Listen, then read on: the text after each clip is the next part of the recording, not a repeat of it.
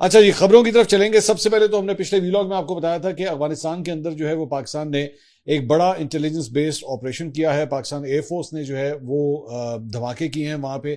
3 मुख्तलिफ सूबों से जो है ये रिपोर्टें आई हैं और अब अफगानिस्तान की मुश्किलात और बढ़ गई हैं, क्योंकि अफगानिस्तान के दारुल-हुकूमत काबुल में जो है वो जोरदार धमाके के बाद खौफनाक आग भड़क उठी, जिससे शहर भर में स्याह धुएं के बादल जो है वो छा गए। फुटेज आप देख सकते हैं, ये मुख्तलिफ एंगल से जो है ये फुटेजेस हमारे पास इकट्ठी हुई है और इसमें देखा जा सकता है कि काफी बड़ा धमाका वहां पे हुआ है। परवान स्वाह ये इस जगह का नाम बताया जाता है जो कि एक हसास इलाका कंसिडर किया जाता है। इसकी धमाके की नौयत, वजह और जानी नुकसान के बारे में फौरी तौर पे कोई इतलात अभी तक सामने नहीं आई हैं।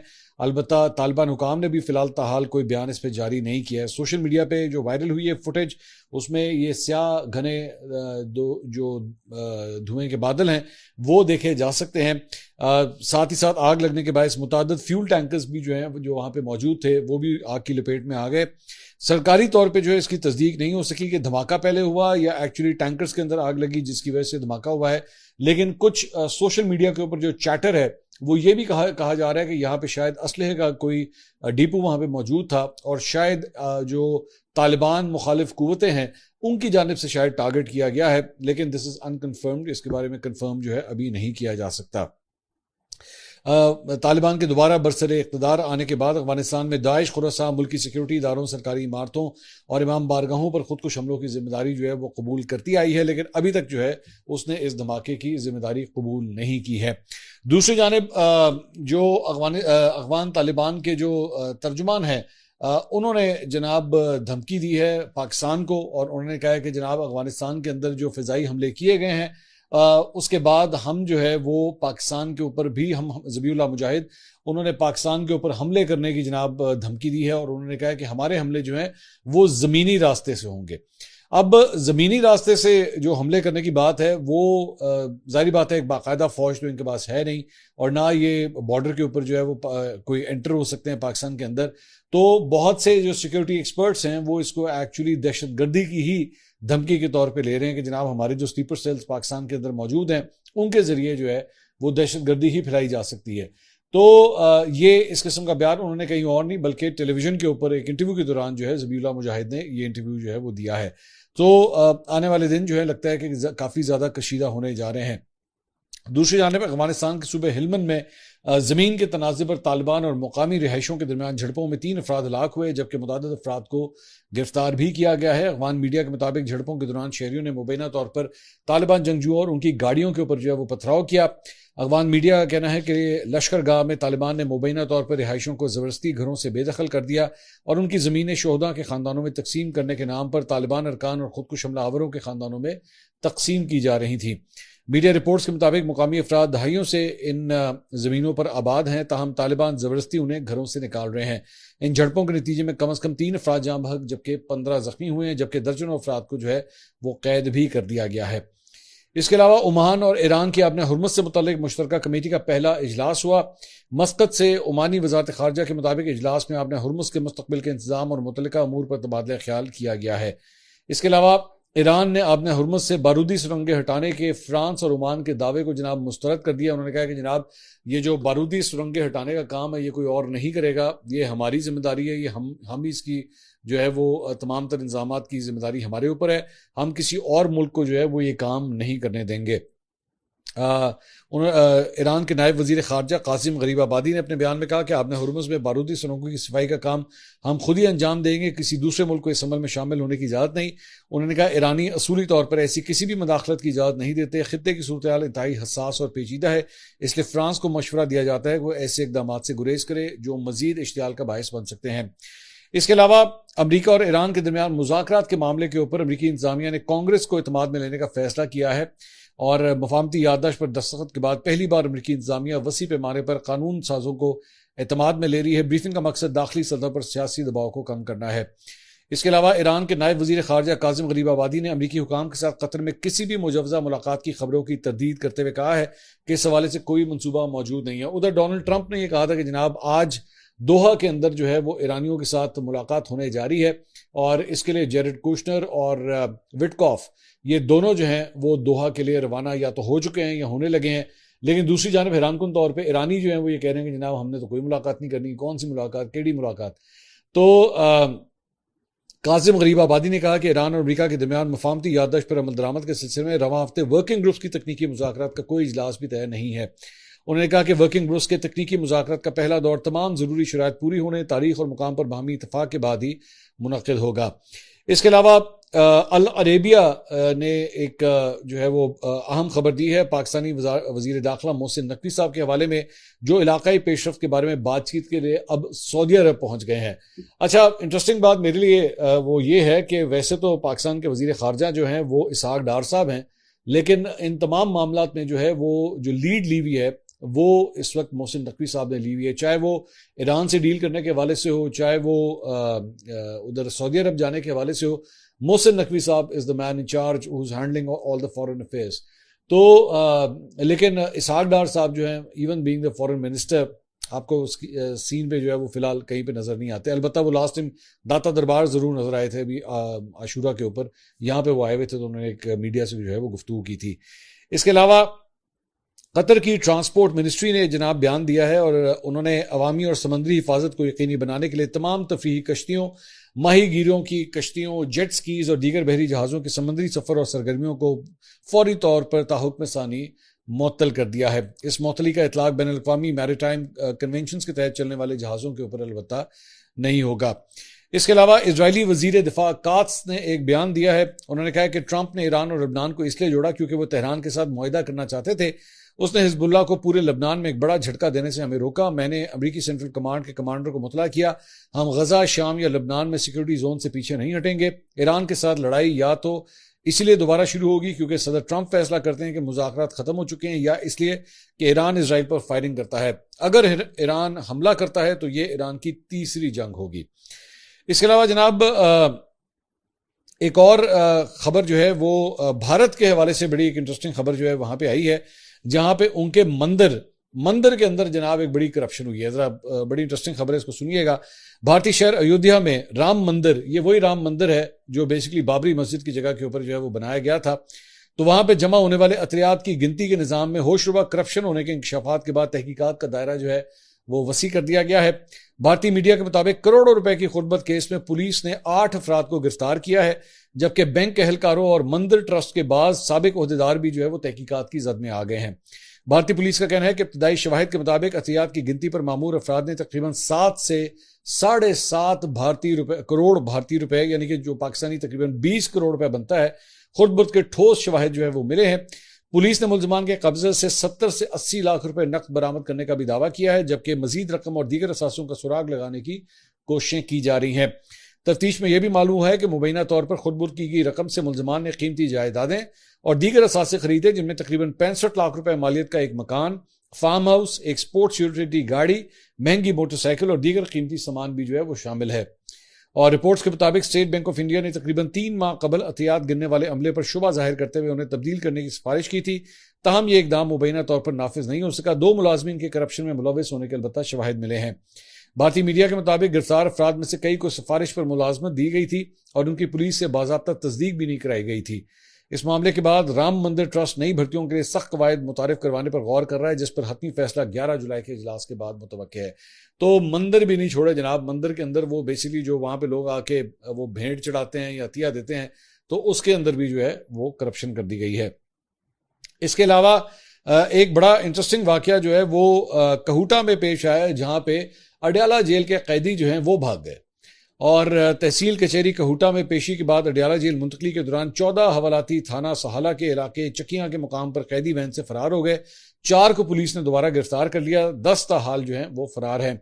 पुलिस हुकाम के मुताबिक तहसील कचहरी कहूटा में पेशी के बाद अडयाला गार्ड का अमला 36 हवालातियों को अडयाला जेल वापस लेके जा रहा था, जो मुख्तलिफ मुकदमात में मुलव्वस थे कि चकियां स्टॉप के करीब कैदी वैन के पुलिस हमले को झगड़े और शोर की आवाज़ सुनाई दी, जिस पर इंचार्ज सब इंस्पेक्टर इम्तियाज ने हमले के हमरा वैन के असीरान वाला दरवाजा खोला तो अचानक नामालूम मुलजमान की जानिब से आंखों में मिर्चें फेंक दी गई और उसमें सवार 36 में से 14 मुलजमान मुख्तलिफ सिमतों के अंदर जो है वो फरार हो गए। असीरान के फरार होने पर पुलिस हमले में भगदड़ मच गई और दीगर एहलकारों ने फरार होते वक्त 4 मुलजमान को दोबारा तहवील में ले लिया और आला हुकाम को इतला दे दी। SSP ऑपरेशंस की सरबराही में रावलपिंडी के 2 थानों की पुलिस इस्लामाबाद के थाना सहाला की पुलिस के साथ मिलकर फरार होने वाले मुल्ज़मान की तलाश के लिए सर्च ऑपरेशन में मसरूफ रही, लेकिन 10 असीरान में से किसी को भी फिलहाल जो है, जब तक कि हम लोग ये वीलॉग कर रहे हैं, गिरफ्तार नहीं किया जा सका है। इसके साथ साथ जनाब, आज मंगल का दिन है, आज इमरान खान साहब से दोबारा मुलाकात का दिन है। अब पसे पर्दा बहुत कोशिशें की जा रही हैं कि किसी तरह जो है मामला जो है वो सेटल किए जाए और वो मुलाकातों का सिलसिला जो है दोबारा एक्टिवेट किया जाए। अब देखना यह है कि आज अब इमरान खान साहब की मुलाकात होती है या नहीं, लेकिन फवाद चौधरी साहब ने पिछले दिनों एक बयान दिया था जिसमें उन्होंने कहा था कि जब भी कोई चीज़ें जो है वो ठीक होने जाती हैं तो उसी वक्त जो है इनके सोशल मीडिया के ऊपर जो है कोई ना कोई ऐसी पोस्ट डाल दी जाती है जो फौज के दरमियान और पीटीआई के दरमियान जो है वो खलीज को मजीद वसी कर देता है और चीज़ें जो है वो ख़राब हो जाती हैं। तो अब देखते हैं कि आज के हवाले से जो है क्या कोई तब्दीली आती है। कई महीनों से जो है उनकी फैमिली की उनसे मुलाकात नहीं हो सकी है। इसके अलावा अपोजिशन लीडर महमूद अशरफजई की क़यादत में आज़ाद कश्मीर जाने वाले वफ्द को कहूटा रोड के ऊपर रोक लिया गया। इस्लामाबाद पुलिस की जानिब से रोके जाने पर अपोजिशन क़यादत ने आज़ाद पतन शाहराह के ऊपर धरना दे दिया। वफ्द में अपोजिशन लीडर सेनेट अलामा राजा नासिर अब्बास, साबिक वज़ीर आज़म शाहिद खाकान अब्बासी, मुस्तफ़ा नवाज खोकर और मेहताब अब्बासी भी शामिल थे। बाद में अपोजिशन क़यादत ने धरना ख़त्म करके मीडिया से गुफ्तगू की। महमूद खान अशरफजई ने कहा कि हमारे पास कश्मीरियों का वफ्द आया, कहा मसाइल का हल निकालें, फैसला किया कि सच कहना है, मुतालबा दुरुस्त तो हिमायत और गलत होते तो कहते ठीक नहीं। उन्होंने कहा कि आज हमारी वजह से मरकजी शहरा को बंद किया, शहरी नहीं गुजर सकते, इलेक्शन की मंडी लगा रहे हो, अपने लोगों को क्यों मजबूर कर रहे हो। मुस्तफ़ा नवाज खोकर ने कहा कि आज़ाद कश्मीर जाना चाहते थे, हम चाहते हैं कि कश्मीरियों की शिकवे शिकायतें जो हैं वो सुनी जाएं, लेकिन मेरे ख्याल में जो बेसिकली गवर्नमेंट के ज़हन में जो चीज़ होगी, अब जाहिर बात है इट इज़ डिबेटेबल, ये ठीक था या गलत था, लेकिन उसके अंदर जो है वो इनके ज़हन में ये था कि ऑलरेडी जो टेंस सूरत हाल है आज़ाद कश्मीर में, उसमें यहाँ से अपोजिशन लीडर कहीं अगर जाते हैं और जाके उस सारे मामले के अंदर जो है वो अपना कोई इनपुट देते हैं या कोई रोल प्ले करते हैं तो कहीं वो सियासत ना करें। मुझे जो कम से कम हुकूमती सेक्टर से जो एक इस बारे में बातचीत हुई है वो ये समझते हैं कि जनाब ये बिला वजह आग को जो है वो भड़काने वाली कोशिश है, तो बराए मेहरबानी इसलिए आप ना आ जाएं, और इसीलिए जो है वो उनको रोका गया है। इसके अलावा इस्लामाबाद की अदालत ने वज़ीर आला खैबर पख्तूनख्वा सुहेल अफरीदी को गिरफ्तार करके पेश करने का जनाब हुक्म दिया है। डिस्ट्रिक्ट कोर्ट में सुहेल अफरीदी के खिलाफ रियासती इदारों पर गुमराहकुन इल्जामात और साख मुतासिर करने की केस की समाअत हुई। उनकी मुसलसल अदम हाजिरी पर अदालत ने नाकाबिल जमानत वारंट गिरफ्तारी को बरकरार रखा। अदालत ने पुलिस को वज़ीर आला को गिरफ्तार करके पेश करने का हुक्म दिया और केस की मजीद समाअत 9 जुलाई तक जो है वो मुलतवी कर दी है। इसके अलावा पंजाब में अंग्रेज नौ आबादियाती हुकूमत के गुंडा एक्ट की जगह जदीद Punjab control of habitual offenders bill 2026 जो है पंजाब असेंबली में पेश होकर स्टैंडिंग कमेटी से भी मंजूर हो गया है। और स्पीकर मलिक अहमद खान कहते हैं कि मुझे इस बिल के पेश होने का बताया क्यों नहीं गया। स्पीकर पंजाब असेंबली मलिक अहमद खान ने Punjab control of habitual offenders bill 2026 के ऐवान में टेबल होने पर लाइलमी का इजहार किया और कहा कि वो इस सिलसिले में लाइल्म रखे जाने के ऊपर सख्त एक्शन लेंगे। बाद में अलबत्ता एक वजाहत जो है वो जरूर सामने आई जिसमें उन्होंने कहा कि स्पीकर ऑफिस की जानिब से कि डिप्टी स्पीकर के होते हुए भी जो है या अगर स्पीकर वहां पे ना हो तो उनकी गैर मौजूदगी में अगर कोई और हाउस को चेयर कर रहा हो तो उनके जरिए भी जो है ये बिल भेजा जा सकता है, जिसके बाद ये चीजें जो है क्लियर हो गई। लेकिन ये जो बिल है इसके अंदर बहुत सी शिकें जो हैं वो इस वक्त कानून के जो माहिरीन हैं वो उसके ऊपर जो है वो बड़ी तशवीश का इजहार कर रहे हैं, क्योंकि इसके अंदर पावर जो है वो एक इंटेलिजेंस कमेटी को दे दी गई है। अब इस इंटेलिजेंस कमेटी के अंदर जो है वो बेसिकली उसके अंदर जो है वो डीपीओ शामिल है, उसके अंदर पुलिस के दीगर अफसरान शामिल हैं, उसमें खुफिया एजेंसी के लोग जो हैं वो शामिल हैं, और उनके सामने अगर कोई केस आता है, अब मुख्तलिफ क्राइम्स जो हैं इसके अंदर डिस्कस किए गए हैं, गाड़ी चोरी की बात है, किडनैपिंग की बात है, एक्सटॉर्शन की बात है यानी भत्ते की बात है। इसके साथ साथ जो असल इशू है वो सोशल मीडिया के हवाले से भी है कि जनाब सोशल मीडिया के ऊपर जो है अगर कोई शख्स जो है वो कोई ऐसी चीज लगता है जिसे झूठ तस्वुर किया जाता है तो उसके अगेंस्ट भी जो एक्शन लिया जा सकता है, और एक्शन लेने के हवाले से भी जो है वो मतलब उसे कैद भी हो सकती है, जुर्माना भी किया जा सकता है, बैंक अकाउंट भी बंद किया जा सकता है, पासपोर्ट भी ब्लॉक हो सकता है, आईडी कार्ड भी ब्लॉक हो सकता है वो, और साथ ही साथ सिर्फ उसे ट्रैक करने के लिए उसकी टांग में जो है वो ट्रैकर भी लगाया जा सकता है। तो बड़े सख्त किस्म के जो है ये कवानीन जो है वो बनाए गए हैं। अभी तक हाउस से जो है कम से कम मंजूर नहीं हुआ, लेकिन इसके ऊपर जो है जारी बात है जो सिविल सोसाइटी है उसने शकूक व शुबहात का इजहार किया है कि इसको जो डिसेंडिंग वॉइसेस हैं, जो अपोजिशन से ताल्लुक रखने वाली जो आवाज़ें हैं, उनको बंद करने की ये एक कोशिश है। तो देखते हैं कि मामला जो है वो आगे किस तरफ चलता है। इसके अलावा जनाब सुप्रीम कोर्ट ने एक बड़ा अहम एक फैसला दिया है। सुप्रीम कोर्ट ने शादी में दुल्हन को मिलने वाले जेवरात से मुतल्लिक एक अहम फैसला दिया है और सुप्रीम कोर्ट ने खवातीन के तहफ़्फ़ुज़ से मुतल्लिक फैसला जारी किया है, जिसके केस में शौहर की अपील को मुस्तरद करते हुए लाहौर हाई कोर्ट के फैसले को बरकरार रखा गया है। चीफ जस्टिस की सरबराही में सुप्रीम कोर्ट के 3 रुकनी बेंच ने फैसला सुनाया। इसमें कहा गया कि शादी में दुल्हन को मिलने वाले जेवरात उसकी मुकम्मल और जाती मिल्कियत हैं। शौहर, सास, ससुर या दीगर ससुरालियों का दुल्हन के जेवरात पर कोई कानूनी हक नहीं है। अच्छा, हमारे यहाँ पे वैसे एक चंद घरों के अंदर ये ट्रेंड होता है कि जब शादी हो जाती है और दुल्हन जो है वो नए घर जाती है तो सबसे पहले जो है उसके जेवरात जो है या सास को या मतलब शौहर को जो है वो हैंड ओवर करने का कहा जाता है। तो अब सुप्रीम कोर्ट ने क्लियर कट जो है वो ये एक वर्डिक्ट दे दिया है कि जैसे ही कोई जेवर जो है वो एक खातून को शादी के ऊपर जब दिया जाएगा तो फिर वो उसकी मलकियत है, उसे वापस क्लेम नहीं किया जा सकता। वरना यहाँ पे ये भी एक रिवाज है कि जी 80 दितासी वापस करो, इस तरह भी होता है। तो मेरे ख्याल में अगर यही रूल जो है वो शादी के वाले से अप्लाई हो रहा है तो फिर यही रूल मेरे ख्याल में मंगनी के वाले से भी अप्लाई होता होगा। मंगनी या निकाह उसके वाले से भी अप्लाई होता है कि जब आप उस दुल्हन को अगर कोई गिफ्ट दे रहे हैं तो फिर आप उसे वापस क्लेम नहीं कर सकते। अगली बारी उन सोच समझ के जेवर देना जेड़ा भी देना होगा। फैसले में कहा गया है कि शौहर या ससुराल के दीगर अफराद दुल्हन के जेवरात पर कब्जा या इस्तेमाल बिल्कुल नहीं कर सकते। शादी पर मिलने वाले किसी भी तोहफे की मिल्कियत का तयन नीयत से होता है जिस मकसद के लिए दिया गया हो। खातून जेवरात, जहेज और किसी भी जाती सामान की वापसी के लिए फैमिली कोर्ट से रुजू कर सकती है। फैमिली कोर्ट को खवातीन के जेवरात, जहेज और जाती सामान की वापसी के मुकदमात सुनने का इख्तियार है। इसके अलावा एक बड़ी इंटरेस्टिंग खबर जो है वो पाक बहरिया के हवाले से आई है। पाक बहरिया के शहीद अफसर की अहलिया ने अपने शौहर की शहादत के गम को अज़्म व हौसले में बदलते हुए पाक बहरिया में बतौर ऑफिसर कमीशन जो है वो हासिल कर लिया है। लेफ्टिनेंट कमांडर हमजा आबिद शहीद की हौसलामंद अहलिया अलवीरा हमजा ने कमांडेंट गोल्ड मेडल जीतकर पाक बहरिया के शोबा इंफॉर्मेशन टेक्नोलॉजी को ज्वाइन किया है। अलवीरा हमजा ने कहा कि मेरे शहीद शौहर लेफ्टिनेंट कमांडर हमजा आबिद की शहादत से मेरे अंदर भी पाक बहरिया में शमूलियत का जज्बा पैदा हुआ। मैंने जिस यूनिफॉर्म में अपने शौहर को देखा, आज उस जैसा यूनिफॉर्म पहनकर इसी मुकाम पर खड़े होना मेरी और मेरी बेटी के लिए बाइस फख्र है। अलवीरा ने कहा कि इन जज्बात को अल्फाज में बयान नहीं किया जा सकता। पाकिस्तान नेवल अकेडमी में मेरा बहुत अच्छा वक्त गुजरा। मैं पाकिस्तान की हर एक लड़की को ये कहना चाहती हूँ कि अगर मैं एक बेटी के होते हुए इतनी हिम्मत कर सकती हूँ तो आप भी फोर्सेज में जरूर हैं। बहुत अच्छी, it's a very inspiring story कि उनके जो हस्बैंड हैं वो शहीद हो गए थे लेकिन उसके बाद उन्होंने जो है वो पाकिस्तान की नेवी को ज्वाइन किया। ऐसी ही जो बहादुर माएँ होती हैं और हमारे शहीदों की जो बेवाएँ होती हैं वो एक इंस्पिरेशन होती हैं कि आप जो है वो सिर्फ इस बुनियाद के ऊपर कि आप खातून हैं तो इसका मतलब ये नहीं है कि आप अपने मुल्क के लिए फोर्सेस के अंदर जो है कोई ना कोई रोल अदा नहीं कर सकती। सो यू शुड ऑल्सो, अगर आप ये कोई खातून अगर इस वक्त मेरा ये व्लॉग देख रही हैं तो प्लीज़ डू गेट इनकरेज, अपने लिए भी अपनी बेटी के लिए भी आप ज़रूर उनको जो है वो सर्विसेज के अंदर भी जो है वो भेज सकते हैं। इसके अलावा खेल के मैदान से खबर है, पाकिस्तान क्रिकेट बोर्ड ने कौमी क्रिकेट टीम के खिलाड़ियों की मैच फीस में इजाफे की मंजूरी दे दी है।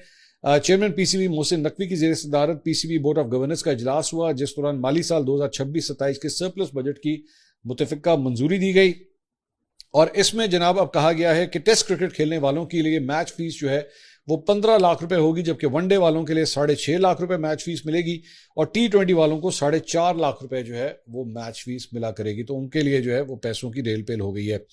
पाकिस्तान के लिए खुशखबरी भी है और पाकिस्तान के मायनाज ई स्पोर्ट्स खिलाड़ी अरसलान ऐश ने एक बार फिर आलमी सतह पर पाकिस्तान का नाम रोशन करते हुए एवोल्यूशन चैंपियनशिप सीरीज 2026 में टेकन 8 का टाइटल जो है वो अपने नाम किया है।